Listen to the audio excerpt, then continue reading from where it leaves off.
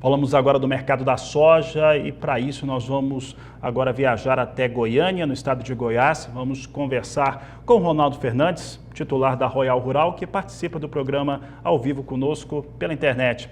Ronaldo, sempre um prazer falar contigo e eu vou começar te perguntando a respeito de como que o mercado está se comportando, precificando expectativa também em relação a esse relatório de oferta e demanda, somado também a uma colheita no Brasil que já está concluída em muitos estados importantes da produção, como Mato Grosso e Mato Grosso do Sul.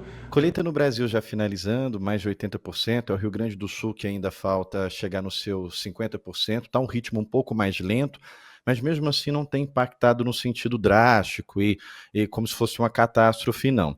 Mas é interessante observar que a gente já está vendo os prêmios inverterem, Fabiano. A gente já tem prêmio positivo agora para junho, maio está menos 5, mas esse menos 5 também aí, dependendo da lábia do negociador, consegue reverter e pegar ele em campo positivo também. Então, praticamente, a gente já tem prêmio ou zerado ou positivo. Para abril, a gente tem prêmio ainda ali a menos 20, mas abril não se faz mais negócio para embarque em abril. O negócio que faz em abril é para embarque em maio, para ali para diante. Então, a gente já tem o prêmio revertendo, trazendo um cenário mais positivo para o preço da soja, mas o cenário de Chicago agora, ele está completamente sem referência e sem tendência de longo prazo. Existem 3 indicadores que vão comandar o mercado ali em Chicago, tanto para milho quanto para soja. E nada vai superar a força desses 3 indicadores, nem mesmo o relatório de oferta e demanda do USDA, porque o grande relatório para o USDA, do mercado de oferta e demanda, é o relatório de maio. Não se espera grandes variações no relatório de abril quando a gente fala dos Estados Unidos. Então, assim, do USDA a gente pode esperar qualquer coisa, o mercado não tem expectativa de que haja alteração. E se você for pegar o histórico, no mês de abril, o relatório não apresenta grandes alterações. Mas esse abril ele é especial por um ponto, por causa da oferta e demanda do Brasil. Porque a gente lembra que no último relatório, o USDA colocou o Brasil produzindo 155 milhões de toneladas e exportando 103 milhões de toneladas. Então, como é que eles vão fazer esse ano, né? Esse mês agora em abril? Será que eles vão manter a produção brasileira acima de 155? Será que vão manter a exportação na casa de 103? E é bom a gente deixar esclarecido para a nossa audiência que quando a gente fala de oferta e demanda do USDA para o Brasil, não é de janeiro a dezembro. Eles fazem ali uma medição de outubro a setembro. Então, por isso que essa exportação ela fica muito grande, porque pega um pouquinho do que já foi exportado no ano passado. Mas mesmo assim, mesmo sendo de outubro a setembro, mesmo pegando um pouquinho do que saiu ano passado, é um grande volume para esse ano. Dentro do que já foi exportado de setembro do ano passado até março agora, o USDA está falando que o Brasil precisa mandar embora pelo menos 66 milhões de toneladas até setembro desse ano. Então, de hoje, de abril, até setembro, a gente não vai exportar 66 milhões de toneladas, que é o que o USDA tem colocado. Então, esse relatório agora do dia 11, quinta-feira, ele é importante no ponto de vista do Brasil, do quadro brasileiro. O que o USDA vai fazer com o Brasil? Vai deixar do jeito que está, vai corrigir, vai colocar nossa produção perto de 150, está 155. Esse é o único ponto que o mercado espera para olhar para esse relatório, e se o USDA não fizer nada, o mercado sabe que vai deixar as correções para maio. Então, abril não se tem uma grande expectativa. É maio que o relatório realmente pesa.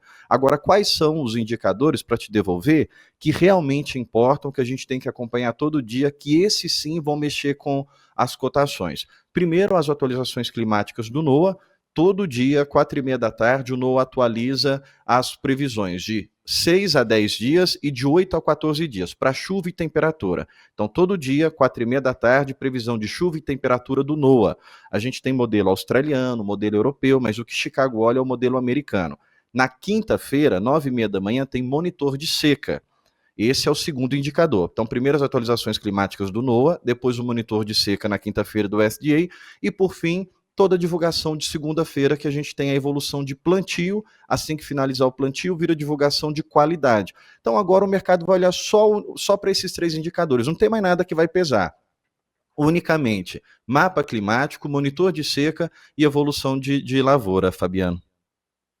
Ronaldo, e o relatório que acompanha lavouras, normalmente divulgado na segunda-feira, trazendo o que aconteceu na semana fechada até domingo, ele ainda não está, ela já tem apontado o milho, por exemplo, mas a soja ainda não aparece, ainda sendo lançada ali, lançado os dados, até porque não começou ainda. Quando que nós devemos ver de fato soja começar a aparecer, a ser monitorada nesse relatório de acompanhamento de lavouras, e quais são as condições hoje de solo, de clima, tem muito degelo nos Estados Unidos ainda, o que tem acontecido por lá em relação a essa área de soja? A soja, normalmente, ela começa a ser plantada a partir da semana 16. A gente agora está na semana 15. Só que nos últimos 3 anos, 21, 22, 23, o plantio mais antecipado da soja começa justamente na semana 15. É por isso que a gente não via apontamento de soja plantada, porque o que foi divulgado ontem foi a semana 14. É engraçado quando a gente fala assim, mas se você pegar o calendário e for contando, é realmente o número de semanas. Então, essa semana que a gente está agora é de fato a semana 15 e é de fato a semana que o mercado tem expectativa de que o produtor americano comece a plantar. E todo mundo vai ficar de olho porque a gente já viu o relatório do USDA apontar dados que o mercado discordava, porque a gente tinha crop tours de outras empresas correndo o campo e apontando, essa área aqui está mais plantada do que o USDA tem colocado ou menos plantada. Acontece que o monitor de seca que foi divulgado na semana passada apontou que as áreas de milho estavam 5% melhores do que o ano passado. E o monitor de seca, é importante a gente pontuar que ele não é uma previsão. Ele é uma medição do que já aconteceu na semana anterior. Então, o que vai ser divulgado nessa quinta-feira é o resultado do que foi medido da semana passada. Então, o monitor de seca, ele mostra o que já está efetivado. E nesse momento, ele é muito importante, porque como a soja vai começar a ser plantada agora, ele pode influenciar o produtor que vai plantar soja, tendenciar a plantar milho. E o produtor que está plantando milho, se a condição tivesse favorável para a soja, a plantar soja. Acontece que o monitor de seca divulgado na semana passada mostra que 5% das áreas de milho estavam melhores do que o ano passado, e 2% das áreas de soja piores do que o ano passado. 2% não é catastrófico, então tudo ainda aponta para o produtor americano caminhar aí para esses 86 milhões de acres que foi apontado no relatório de março. Agora, falando de qualidade, de umidade de solo, não está o melhor dos mundos, não está uma Brastemp, mas também não está a pior das situações. Então está ainda numa condição favorável de plantio, tanto para milho quanto para soja, a gente não tem um clima preocupante. E é interessante, Fabiano, pontuar o seguinte, que todo ano, isso é normal, ainda mais nessa época agora que a gente está com a globalização muito mais avançada, as comunicações muito mais rápidas, é normal começarem a surgir vídeos que, essa lavoura aqui está com problema, está quebrando o estado tal, o Texas está muito quente, porque primeiro que o Texas sempre é muito quente, e é um estado que representa muito pouco, cerca de 2% ali na produção de milho e de soja.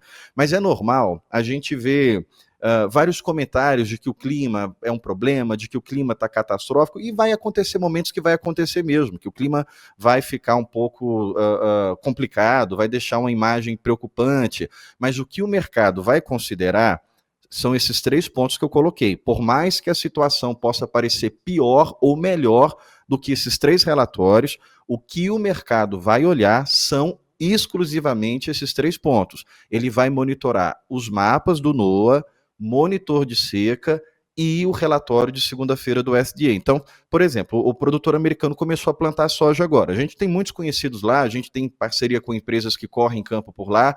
Aí eu ligo para uma empresa que eu sou parceiro, ele fala, Ronaldo, o produtor aqui já plantou cerca de 4%.